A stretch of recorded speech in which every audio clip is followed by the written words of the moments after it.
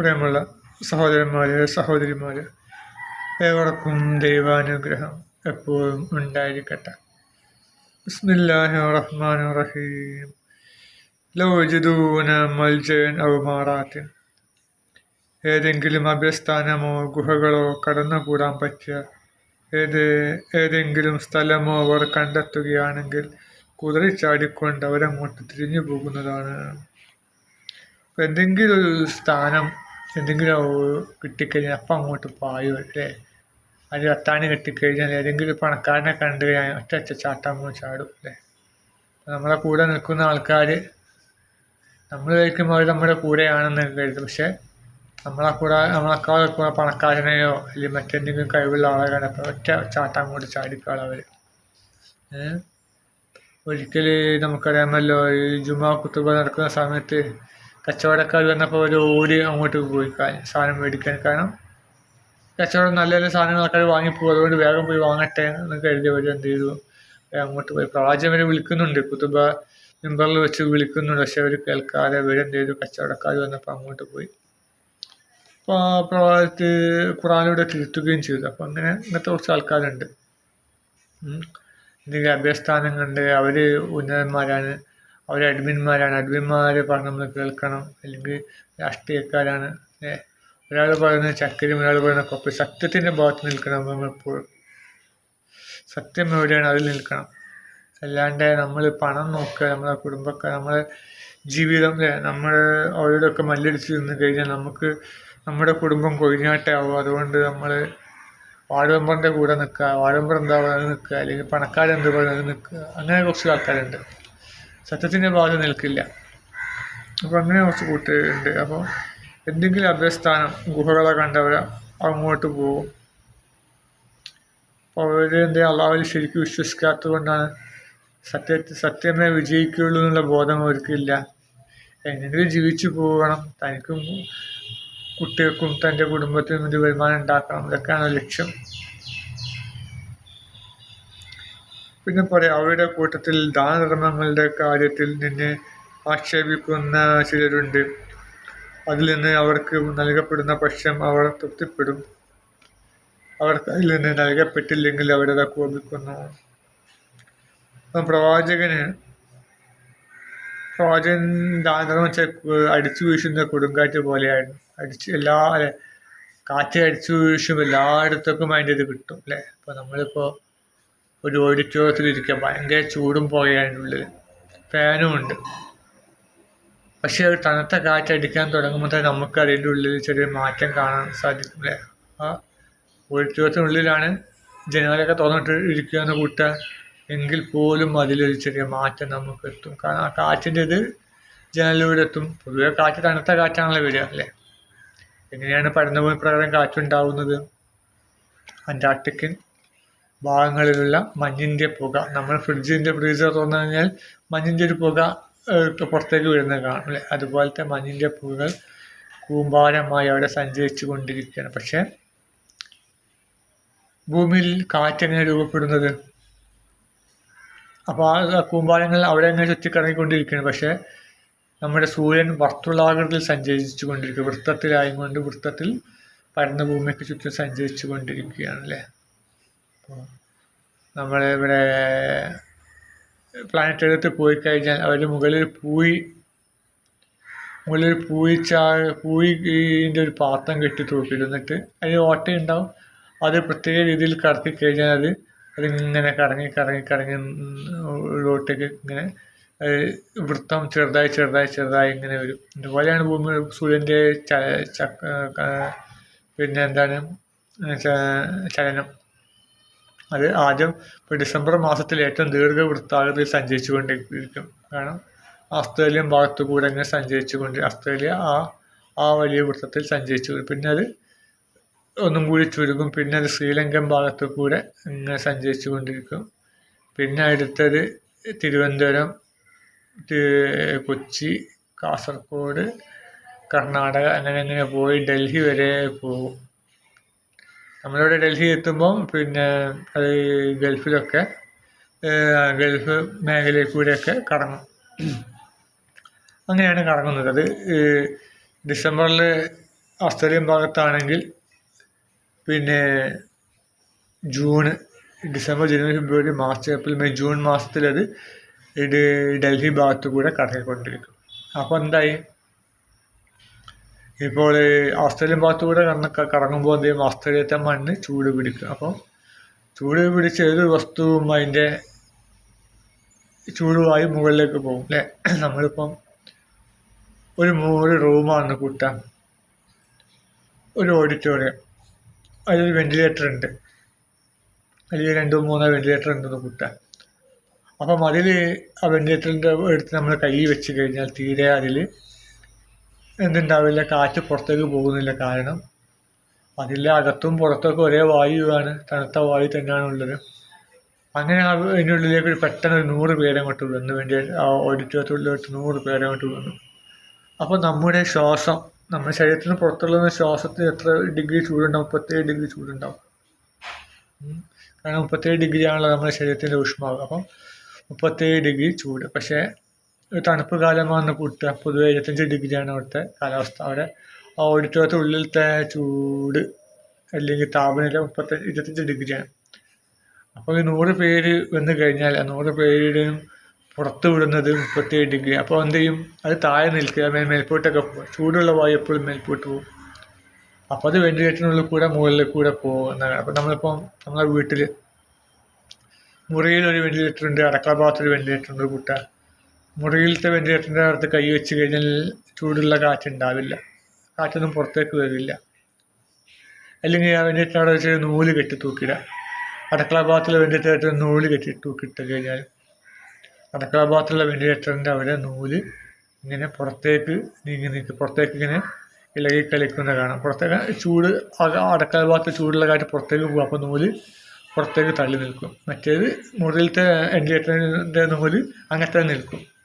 കാരണം എന്താണ്, അവിടെ ആരും ഇല്ലെങ്കിൽ, മുറിയിലൊരു 5 പേരൊക്കെ ഉണ്ടെങ്കിൽ എന്ത് ചെയ്യും, അത് ചൂട് കാറ്റ് പുറത്തേക്ക് പോകും.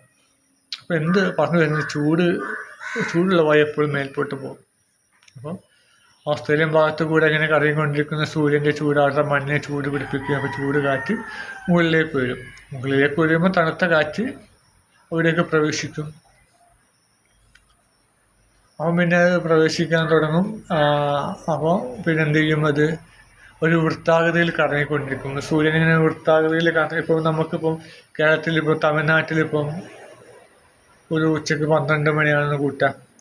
അപ്പോൾ അവിടേക്ക് ചൂട് കാറ്റും മേൽപോട്ട് അങ്ങോട്ട് കറങ്ങും. പിന്നെ അത് എന്ത് ചെയ്യും, അത് കൊച്ചി ഭാഗത്തേക്ക് വരും. അപ്പോൾ അവിടേക്ക് കാറ്റ് ഇങ്ങോട്ട് വരും. പിന്നെ അതെങ്ങനെ പോയി ഗൾഫിലേക്ക് എത്തും.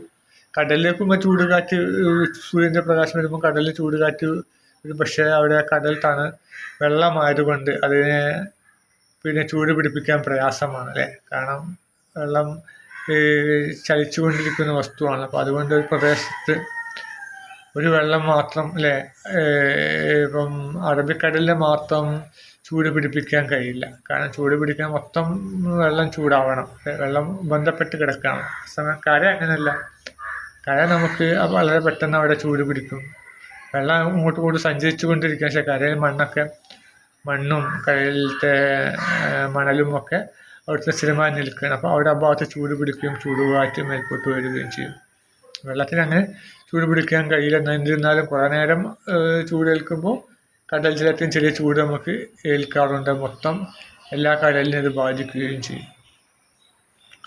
അപ്പോൾ ഇങ്ങനെ ഈ കാറ്റ് സഞ്ചരിക്കാൻ തുടങ്ങും. അങ്ങനെ ഈ വൃത്തം ചെറുതായിക്കൊണ്ടിരിക്കണം. ആദ്യം അത് ഓസ്ട്രേലിയൻ ഭാഗത്തു കൂടെ കറങ്ങുന്നു, പിന്നെ അത് ശ്രീലങ്ക, പിന്നെ അത് തിരുവനന്തപുരം, കൊച്ചി, കാസർഗോഡ്, ഡൽഹി വരെ പോകും. അപ്പോൾ അങ്ങനെ ആ കാറ്റ് ഇങ്ങനെ സഞ്ചരിച്ചു കൊണ്ടിരിക്കും. കാറ്റ് സഞ്ചരിക്കുമ്പോൾ ഈ മഞ്ഞ് മേഘം സഞ്ചരിക്കും, മഞ്ഞിൻ്റെ പുകയും സഞ്ചരിക്കും.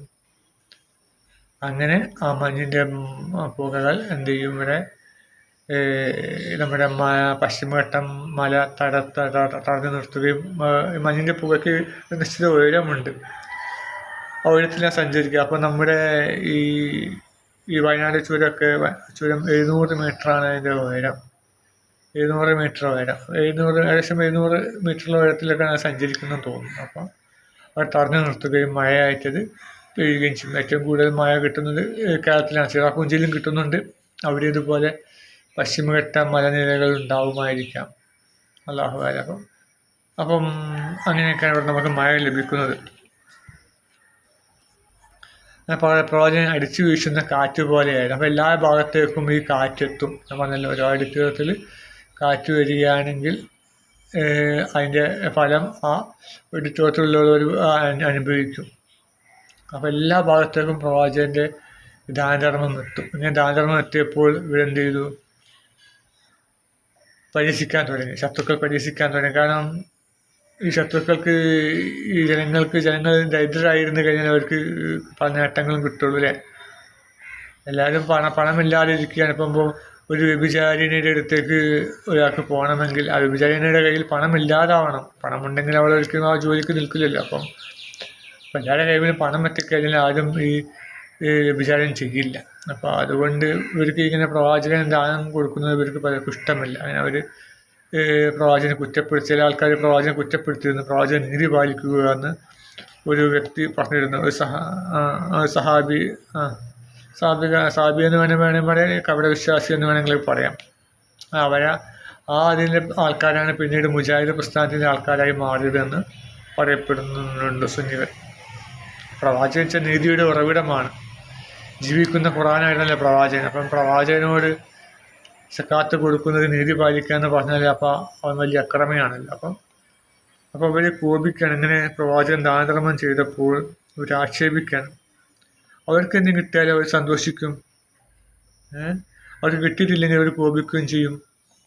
പ്രവാചകന് അറിയാം ഓരോരുത്തരുടെ ആവശ്യം എന്താണെന്ന് അറിയാൻ അവർ കൊടുക്കും. അതുപോലെ പിന്നെ ഉസ്താദ് ഹോട്ടൽ സിനിമയിലുണ്ട്. അതിൽ ശമ്പളം കിട്ടിക്കഴിഞ്ഞാലും ഇദ്ദേഹം എന്ത് ചെയ്യും? അതിൻ്റെ മുതലാളി, തിലകനാണ് അതിൻ്റെ മുതലാളി, ആവശ്യക്കാർക്ക് വേണ്ടത് ഓരോ കഷ്ടപ്പാട് പറയുമ്പോൾ പിന്നെ എക്സ്ട്രാ ശമ്പളത്തിന് കൂടുതൽ എക്സ്ട്രാ കൊടുക്കും. അങ്ങനെ ഒരു സ്ത്രീ ചോദിച്ചു, മകൾക്കൊരു സൈക്കിൾ വേണമെന്ന്. അപ്പം അടുത്ത പ്രാവശ്യം ആവട്ടെ എന്ന് പറയും. പക്ഷെ വേറെ ആൾ ചോദിക്കുന്നത് രോഗത്തിൽ എൻ്റെ മകൻ രോഗിയാണ്, അപ്പോൾ വേഗം കൊടുക്കുന്നു. അപ്പോൾ ഓരോരുത്തർ ആവശ്യം നോക്കിയിട്ട് കൊടുക്കുന്നത്. അതുപോലെ തന്നെ പ്രവാചകൻ ഓരോരുത്തർ ആവശ്യം നോക്കിയിട്ട് കൊടുക്കും. അപ്പോൾ ചിലർക്ക് കിട്ടില്ല, ചിലർക്ക് കിട്ടും. പക്ഷെ പ്രവാചകൻ സത്യസന്ധമായിട്ടാണ് വിതരണം ചെയ്യുന്നത്. പക്ഷേ അവർക്കത് ഇഷ്ടപ്പെട്ടില്ല. അങ്ങനെ അവർ പ്രവാചകനെ ചോദ്യം ചെയ്തിരുന്നു. പ്രവാചകൻ നീതി പാലിക്കുക എന്ന് പറഞ്ഞിരുന്നു. അപ്പോൾ ആ നീതി പാലിക്കുക പറഞ്ഞ വ്യക്തിയാണ് പിന്നീട് മുഅ്തസിലായി മാറി. അവരാണ് പിന്നെ മുജാഹിദിൽ എന്നൊക്കെ പറയപ്പെടുന്നുണ്ട്. അപ്പം അങ്ങനത്തെ പേച്ച കക്ഷികളൊക്കെ ഉണ്ട്. അപ്പം പറഞ്ഞു വരികയാണ്, ഇവർ പ്രവാചകനെ പഠിപ്പിക്കുകയാണ്. ഇവർക്ക് നേട്ടം കിട്ടാൻ മാത്രം. നേട്ടം കിട്ടിയാൽ ഇസ്ലാമിൽ നിൽക്കും, നേട്ടം കിട്ടിയില്ലെങ്കിൽ ഇസ്ലാമിൽ നിന്ന് പുറത്തു പോകും. അങ്ങനത്തെ കുറച്ച് കൂട്ടരാണ്. ഇപ്പോൾ മുസ്ലിങ്ങൾ മഹാഭൂരിപക്ഷവും ഇസ്ലാമിൽ നിന്ന് അകന്നുകൊണ്ടിരിക്കുകയാണ്. ഖാസിം ഉസ്താദിൻ്റെ ഇപ്പം ഈ അടുത്തൊരു പ്രഭാഷണത്തിൽ കേട്ടു, പണ്ട് കാലത്ത് അദ്ദേഹത്തിൻ്റെ ചെറുപ്പകാലത്ത് ചെറുപ്പകാലത്തിലെ യുവത്വകാലത്തിൽ ഇങ്ങനെ സ്കൂള് 10 മണിക്ക് സ്കൂള് 10:30ക്കാണ് സ്കൂളിൽ ബെല്ലടിക്കുക. അപ്പോൾ 10 മണിക്ക് ബെല്ലടിക്കും. 10 മണിക്ക്. എന്നിട്ട് മദ്രസ എപ്പോഴാണ് ഇവിടെ കറക്റ്റ് 9:30ക്കാണ്. 9:30 കറക്റ്റ് ആകുമ്പോൾ മാത്രം ബെല്ലടിക്കുള്ളൂ. അങ്ങനെ കുട്ടികൾ നേരം വൈകാൻ തുടങ്ങിയപ്പോൾ എന്ത് ചെയ്തു? ഹെഡ്മാസ്റ്റർ എന്ത് ചെയ്തു? സ്കൂൾ സമയം 10:30 ആക്കുകയും വൈകുന്നേരം വിടുന്ന സമയം 4:30 ആക്കി മാറ്റുകയും ചെയ്തു. കാരണം അത്രക്കും സ്നേഹത്തിലാണ് അവർ മുസ്ലിങ്ങളൊക്കെ കഴിഞ്ഞിരുന്നത്. ഇപ്പോൾ അതെന്താ അവർ ചെയ്യുന്നത്? 9 മണിയുള്ളത് ഇപ്പോൾ 9:45, 10 9:45 അങ്ങോട്ടൊക്കെ. കാരണം മദ്രസ സമയം കുറച്ച് കൊണ്ടുവരികയാണ് അവർ. കാരണം അത് ദീൻ പഠിക്കരുത്. അപ്പോൾ അങ്ങനെ കുറച്ച് കൊണ്ടുവരാൻ തുനിഞ്ഞപ്പോഴോ പല മുസ്ലിം സംഘടനകളും പല മുസ്ലിം മാതാപിതാക്കളും സംഘടനകളൊക്കെ എന്താ അത് നന്നായിക്കാണ്. മദ്രസ പഠനം എത്ര മതി, സ്കൂൾ പഠനമാണല്ലോ വേണ്ടത്. നല്ല ജോലിയൊക്കെ കിട്ടണമെങ്കിൽ സ്കൂൾ പഠനം വേണമല്ലോ. അപ്പോൾ അതുകൊണ്ട് അവർ അതിനെ അനുകൂലിക്കുകയാണ് അധികം മുസ്ലിങ്ങളും ചെയ്യുന്നത്. കാരണം അവരുടെ ഈമാൻ കുറഞ്ഞുകൊണ്ടിരിക്കുക, പല മുസ്ലിങ്ങളുടെ ഈമാൻ കുറഞ്ഞുകൊണ്ടിരിക്കുകയാണ്. അങ്ങനെ ഈമാൻ കുറഞ്ഞതിനെ തൊട്ടും അള്ളാഹു അല്ലാത്ത മറ്റു അഭയസ്ഥാനങ്ങളിലേക്ക് പോകുന്നതിന് തൊട്ടും അള്ളാഹുവിനെ കാക്കണമേ തമ്പുരാനെ.